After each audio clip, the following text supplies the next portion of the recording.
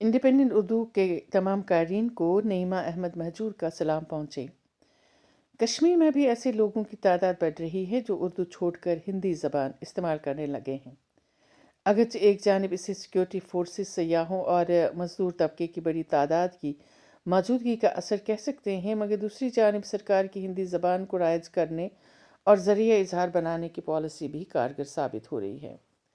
जब बेशतर महकमों के उर्दू नाम रातों रात हिंदी में तब्दील होते जा रहे हैं तो आवाम को इसे बोलचाल में लाने के सिवा कुछ चारा नहीं है।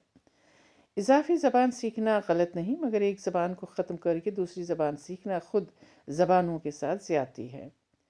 जम्मू कश्मीर में जो महकमा कल तक महकमा सेहत कहलाया जाता था, उसको अब अक्सर लोग स्वास्थ्य विभाग कहने लगे हैं। इसी तरह सरकार की जानिब से जो नई स्कीमें जारी की जाती हैं उनके नाम हिंदी में होते हैं, जैसे उज्ज्वला स्कीम या स्वच्छ भारत वगैरह। हालांकि माजी में अक्सर स्कीमें जम्मू कश्मीर में उर्दू ज़बान में मुतारिफ की जाती थीं। एक और बात महसूस की जा रही है कि दफ्तरों के बोर्ड या सड़कों पर साइन बोर्ड जो उर्दू में होते थे वो अब हिंदी में बदलते जा रहे हैं। माहिर लिसानियात का ख्याल है कि बड़ी वजह यह है कि मकामी इंतज़ामिया में बेशतर अफसर शुमाली इंडिया के हिंदी बेल्ट से आते हैं। वो अक्सर हिंदी ज़बान बोलते हैं।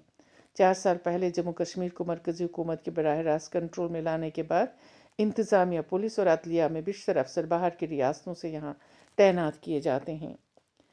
47 में बरसगीर की तकसीम के बाद जब उर्दू ज़बान को मुसलमानों के साथ जोड़कर पाकिस्तान की ज़बान करार दिया गया तो इंडिया में उसी वक्त इस ज़बान का ज़वाल शुरू हो गया था। अलबत्ता जम्मू कश्मीर में चूँकि ये पहले ही सरकारी ज़बान थी, लिहाजा इसे मुस्लिम अक्सरियत रियासत के कारण बदस्तूर सरकारी ज़बान रखा गया। मारूफ शायर और मुसन्निफ जावेद अख्तर कहते हैं कि बरसगीर के तमाम लोग असल में उर्दू बोलते हैं। अगर कोई इसे पाकिस्तान की ज़बान कहता है तो वह हमारे साथ ज़्यादती करता है। पाकिस्तान भी तो इस खत्ते की कोख से पैदा हुआ है। अगर पाकिस्तान कह दे कि कश्मीर मेरा है तो क्या हमें ये मान लेना चाहिए? ज़बानें हुदूद में क़ैद नहीं की जा सकती हैं, मगर इस हकीकत से इनकार भी नहीं किया जा सकता कि इंडिया में 20 करोड़ मुसलमानों की उर्दू कहलाने वाली ज़बान अब हिंदी बनती जा रही है। हालांकि बेशतर अल्फाज अब भी उर्दू ज़बान के हैं। मुसलमान अगर ज़िल्ला कहते हैं तो हिंदुओं ने इसे जिला कहना शुरू कर दिया या जलील को जलील बना दिया। मुसलमानों ने ज़बान का तलफ़्फ़ुज़ सही करने के बजाय हिंदी लफ्ज़ को ही कबूल किया, बल्कि ख़ुद हिंदी को अपनाते रहे हैं। बक़ौल फ़ैज़ तकनी जो उर्दू ज़बान की हालत बना दी गई है, मैं उसे उर्दू ज़बान का रेप समझता हूँ। इसका वजूद तार तार है, इसकी लताफ़त, फसाहत और बलागत ख़त्म। अब इस पे नौहा ही पढ़ा जा सकता है। 47 के बाद उर्दू का वजूद, फ़रोग़ और परिस्तार सिर्फ़ जम्मू कश्मीर में अब तक मौजूद है। बड़ी तादाद में आज भी उर्दू अखबारात कश्मीर में शाया होते हैं। माजी में भी इस ज़बान को ख़त्म करने के कई वार किए गए, मगर यहाँ के अवाम ने इसका डट कर मुकाबला किया और ज़बान को सरकारी ज़बान की हैसियत से कायम व दायम रखा। लेकिन जम्मू कश्मीर में अंदरूनी खुद मुख्तारी ख़त्म होने के BJP के फ़ैसले के बाद पहला हमला उर्दू ज़बान पे ही हुआ। बड़ी खामोशी से महकमों के उर्दू नाम तब्दील किए जा रहे हैं। तालीम के महकमे को जब शिक्षा विभाग से पुकारा जाने लगा तो बाकी महकमे खुद ब खुद हिंदी के लिबादे में ओढ़ते जा रहे हैं। इस वक्त वादी में बेशतर निजी स्कूलों में उर्दू बराए नाम पढ़ाई जा रही है। अंग्रेज़ी और हिंदी पे ख़ासी तवज्जो मरकूज़ है। बेशतर कश्मीरी बखुशी अपने बच्चों को अंग्रेज़ी पढ़ाने में फ़ख्र महसूस कर रहे हैं। आर्टिकल 370 हटाए जाने का गम तो सबको अंदर से खाए जा रहा है, मगर उर्दू ज़बान की धीरे धीरे मौत पे कोई बात नहीं करता। कश्मीरी ज़बान बोलने से वैसे भी अब लोग कतराते हैं। कश्मीरियत का ढोल 24 घंटे बजाते रहते हैं, लेकिन कश्मीरी ज़बान, सक़ाफ़त और तहज़ीब को खुद अपने हाथों से दफन करते जा रहे हैं। इंडिया में पहले ही अक्सर इलाकों के उर्दू नाम तब्दील किए गए हैं। मस्जिदों को मंदिरों में तब्दील करने की मुहिम जारी है। मुग़लिया दौर की इमारतों को हिंदुओं की विरासती जागीर करार दिया जा रहा है।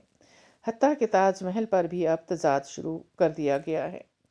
कश्मीर में उर्दू के प्रोफेसर सरवर कहते हैं कि इंडिया के तर्ज पे जम्मू कश्मीर में भी बहुत से इलाकों के नाम तब्दील करने की तजवीज़ आ रही है, मगर इस पर कोई बात करने के लिए तैयार नहीं, क्योंकि हर जायज़ मुतालबे को दहशत गर्दी के ज़ुमरे में डालकर जेल में قید کر دیا جاتا ہے۔ کبھی لگتا ہے کہ جیسے گنڈا راج قائم ہوا ہے۔ اب تو یہ سب کا تکیہ کلام بھی بن چکا ہے کہ ہر طرف خطرات منڈلا رہے ہیں۔ میں نے 70 کی دہائی میں وہ منظر خود اپنی آنکھوں سے دیکھا ہے جب امیرا کدل میں women's college Maulana Azad road کا نام تبدیل کر کے جواہر لال نہرو میموریل کے نام پہ رکھنے کی تجویز سامنے آئی تھی۔ پورا کشمیر سڑکوں پہ امٹ کر آیا تھا اور مظاہرین کے شدید رد عمل نے حکومت کو تجویز واپس لینے پہ مجبور کر دیا تھا۔ اب تو نوبت یہاں تک پہنچی ہے کہ بعض کٹر ہندو اردو رسم الخط کو ختم کر کے دیوناگری استعمال کرنے کی مہم چلا رہے ہیں۔ اردو میڈیا سے وابستہ ایک صحافی محمد انجم کہتے ہیں کہ اگر سرکار کی اس پالیسی کو روکنے کی پہل نہیں کی گئی تو عنقریب کشمیر کا نام بھی تبدیل کر دیا جائے گا، پھر نہ شاید کشمیری رہیں گے اور نہ ان کی زبانیں۔ انڈیا میں ویسے بھی اردو کے نام پہ غالب اور میر کی قبریں ہی بچی ہیں جو بیشتر بھکاریوں کا مسکن بن گئی ہیں۔ کشمیر بھی اب اسی سمت جا رہا ہے۔ جب کسی زبان کا قتل کرنا ہو تو 3 اہم ادارے کام میں لائے جاتے ہیں: پارلیمان، میڈیا اور تعلیم۔